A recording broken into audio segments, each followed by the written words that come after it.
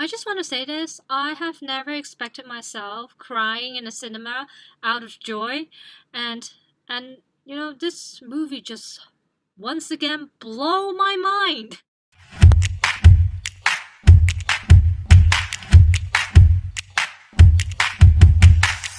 Hi everyone, this is J.M.Wong again. Welcome to another video. You might be surprised, why am I uploading today? It's not a Sunday.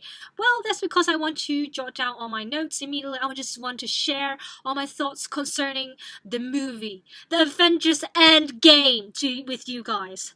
Yeah, I'll probably make two sections where I just talk about my feelings without spoiling, and then at the next part will be me spoiling all the stuff you need about this movie. I mean, if you have watched it or haven't and you want to know what's going to happen. And yeah, it's so funny because, to be honest, I do not like the last movie that much. I didn't have much anticipation towards it, and I already knew that Hong Kong was going to be one of the places where they have the premiere like earlier than a lot of people. But then I didn't have much interest in it until today. I don't know, this sudden thought just came to me like, oh, what should I do before my trip to Singapore? Why not just watch this, Avengers movie, which is out today? So I decided to do that.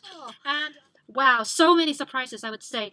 You can see that I have jotted down so many notes again. This is kind of become a habit for me, where I just go into the cinema while watching a movie. I would jot down notes in the dark, and I kind of jot down 6 pages of notes because of Avengers. You can see it's a huge mess because I tried to write in dark, and it's a miracle that the words are not overlapping each other, so that's really good. Okay, for the non-spoiler version, I would say you were definitely surprised, and you would definitely cry if you're a hardcore Marvel fan, which I did. It was surprising, and at one point I just feel like there's hope, not only hope in the movie, in the Marvel universe, but hope in my life. It's just the feeling is just that because recently there's so many bad, negative things happening around the world. It makes the whole world looking so dark and evil, not just in movies, but in reality as well.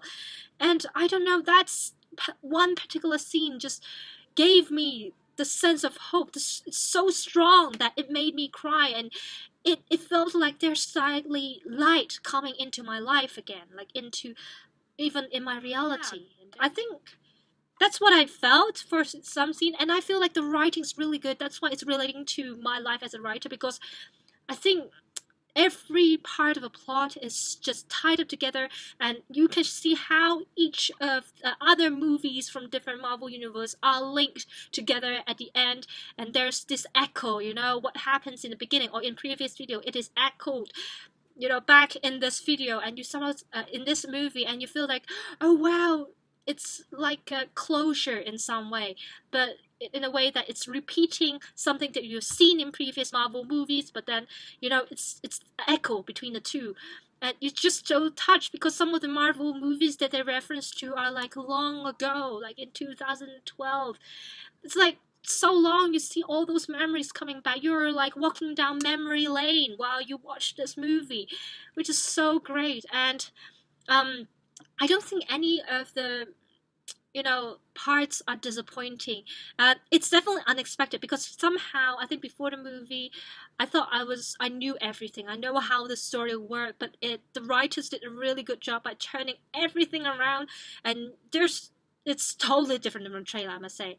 And yeah, I guess for the non-spoiler version I could just stop here.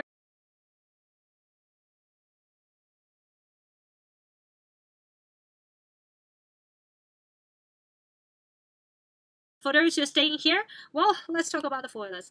At first, okay, I know a lot of you know that the opening would be Hawkeye losing his family to Thanos' death, which I think it's like explains why he's not here because he kind of retired, but then why he suddenly appeared in posters of Avengers Endgame. That explained because his whole family vanished, and I somehow when you see the trailer, you felt like Tony Stark is alive. It should be dead, but of course, at the beginning of the movie, it somehow feels like, oh, he's still alive. The death of him is not going to happen because he got saved. But yeah, I think that's one of the good points is that they give you this expectation. All right, Tony Stark will not die because we thought he was going to die in the trailer, and at the end, wow, I must say his sacrifice was, do I say expected? I would say a little bit expected, but didn't thought that it would end up like that way. I thought he was going to, because when he snatched the stones, he would be killed by, Thanos' one of punches. But then, well, the death only occurred because he had to, use the stones by snapping his fingers. That was totally unexpected. And what's more unexpected is Doctor Strange, who already foresee this possibility, but he didn't want to tell Tony Stark. He knew it was going to be I think a relatively sad ending for Tony Stark, but he kept it secret, kept it so well. And it links to before when the Ancient One said, so Doctor Strange handed the Time Stone willingly to Thanos. There must be a reason why they do that, something like that. He just couldn't tell Tony Stark that he was the key of ending all of this. I think this is the saddest part for me as well. Even though, yes, Tony Stark finally died as a hero that I think he dreamt of being. He used to be this very snobbish and selfish businessman, but now he ended up dying as a hero. And I think there are some scenes that I really like Pam, his wife. The reason for that is I feel like she's very understanding. She knew that, Iron Man's sense of responsibility of saving the world will eventually kill him, even though he kept on coming back alive again and again. But she knew he had to die as a hero. She somehow knew that she couldn't stop him. And if she stops him, I mean, he will regret it forever, which I think he had been regretting that for 5 years, before the time traveling thing.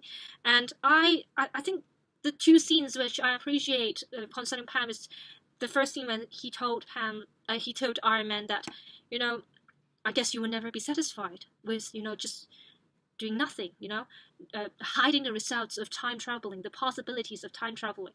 Just go and do it, because that's who you are. That's what you want to do. You don't want to hide your desires for us, the family. That's showing a wife supporting, her husband entirely, even though she knew this will eventually kill him. And then, I think at the beginning, I was super surprised by the fact that Thanos died so quickly, like too quickly. It just felt like even for audience was like, what? That's it? Nothing could change? Not just nothing could change, but like that fast? It was a shock. It was a shock for me. But then, of course, after it explained, like, why did they kill off Thanos at the beginning so quickly, because of the time traveling thing. But it was, at first, it was, a bummer to see that Thanos being defeated so easily, and nothing could be done because of his death in the, he destroyed the time stone. And I think the following would be I would say for almost all franchise, at some point you just have to come back to this old concept of time traveling. Like whenever you cannot find a way, something is almost reversible, like irreversible, the only solution will be time traveling. Like if you look at the Twilight, they do have time traveling, not this in the sense where they travel back in the past, but more like Alice, showing the boss what will happen, and in the future, and hopefully it will stop him from doing what will cause his fatal death. And then in Harry Potter, like in the Azkaban, time traveling once again, and in the Cursed Child, time traveling. I mean, I think a lot of the big franchise will eventually lead to time travel, but I really like the concept they have introduced here. It's like a brand new concept.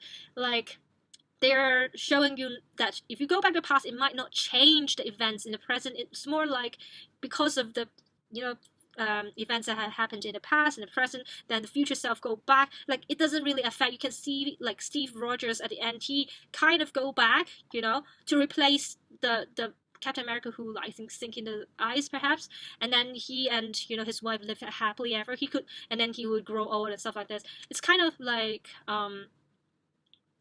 it's like it's a brand new you going to the past. It's not the same you who was in the past, which is so confusing. But I think at that point I just feel like, wow, it shows that it can work, like time traveling. Like any event, it won't give you the feeling that if you go back to the event, I don't know, screw up some stuff, and then it will ruin the entire timeline, that kind of mess.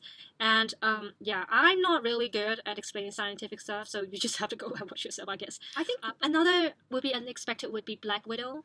And eventually she sacrifices herself, which is, I mean, for me, it's sad. I know it's necessary in order to success, but she's I think one of the few who will just, her death is just done. There's no way to return back to life anymore, and that's kind of sad. It's same for Vision. I thought Vision was going to come back, but then I thought, well, because of the the stones, right? That's why he couldn't come back. And I thought he was going to come back because I was expecting to see, like, during the fight scene, he would probably, go and join the fight as well. But no, that was a little bit sad, but I know. And Loki as well. I thought, when Loki, one of the scenes where, Tony Stark kind of fell to retrieve one of the stones, Infinity Stones, and then Loki just stole it, right? I thought, Loki might come back, because of this scene, but then it didn't happen. I thought he was going to be like, yeah, I did not die because the stone is still in my hand. I use it another way. I'll turn timeline, whatever. But yeah, Loki's still dead, which all the predictions of him, disguised as the Hawk is not true. He's one of the deaths that is not irreversible. That's kind of sad. But I mean, I have listed out a few parts. I mean, it's so cool that they use the time traveling thing to help us to see, all the characters again, even those who are dead. For example, when they go back to 2012, they see the Ancient One, who's supposed to be dead, and then 2013 they see Loki, Thor's mom. Yeah. I think the touching part is how each of the powers and responsibilities, or the identities being passed on. Like Captain America, like he passed on his shield to Sam. And also the scene where Captain America finally hold up the hammer, that was very epic as well. That kind of echoed to the first Avengers movies, if you remember that, is that none of them were able to pull up the hammer, and at the end, well, Captain America did it because he's worthy. Even though at the end he decided to grow old, but yeah, that was a very beautiful ending, I would say. Movie, because the two most important leaders kind of retired from that, and younger Avengers will, take on the spirit and, let the spirit of the Avengers live on. I believe that's what they want to say. And so even though the movie didn't have post-credits, I think the reason why they don't have post-credits is to give you this feel that, it's the end of an era. It's just the end of an era, not the whole universe. There's going to be more, but a younger generation of Avengers. But for now, the old, pile of Avengers are gone. And I just want to talk about the most touching scene for me. Like, I like this movie, and it's so similar to the way I write Under Cursed Scythe, is that they keep on showing you some of hope, and then you see a huge failure. You keep on falling and falling. You just feel like whenever you have a little bit of hope, it's being crushed down again. And when you kind of felt like there's no hope again, and then the voice, Sam, Captain, Captain, like any orders, something like that, I forgot. But yeah, the moment when Sam contact Captain America, and the portals start to appear where Doctor Strange comes out, warriors from Wakanda comes out, everyone, from Asgard, the warriors from Asgard, and, all the superheroes that you have seen throughout the universe, including Captain America, they come out. That scene, I just know, I couldn't control myself from crying, because it just felt like when everything is gone, everything you've tried is no use, and there's friends, families that you miss suddenly appearing in front of you. They help you to fight this war together. That actually gave me hope. And I must say, during the fight, there was this very impressive scene that I think feminists would be like, is that this one particular scene where all the girls, all the females of the Marvel Universe just stand together. I mean, hopefully, I wish Black Widow was here as well, but she wasn't, unfortunately, but the others stand together, and together they fight against Thanos to get the stones back. And that scene was so powerful. It just feels like Captain America is the symbol of feminism in the Marvel Universe. And when she comes out, all the females gather together and show how strong they are together to defeat Thanos. That was a very powerful scene for me as a female as well. And overall speaking, I really, really like this movie. I would definitely go to cinemas to watch it again if I have the chance. And I would summarize this as, for Avengers Infinity Wars, you leave while crying out of a sadness, but then for Avengers Endgame, you leave crying, but out of joy and happiness, the feeling of having hope in you again, like not in just the Marvel Universe, but in reality. That's what I feel. Anyways, that's my view. Hopefully I don't have to edit so much. It's gonna be messy. I will end this video by saying remember to stop existing, start living, and be alive. And hope you would go and check out the Avengers Endgame as soon as possible. And yeah, that's all my fault.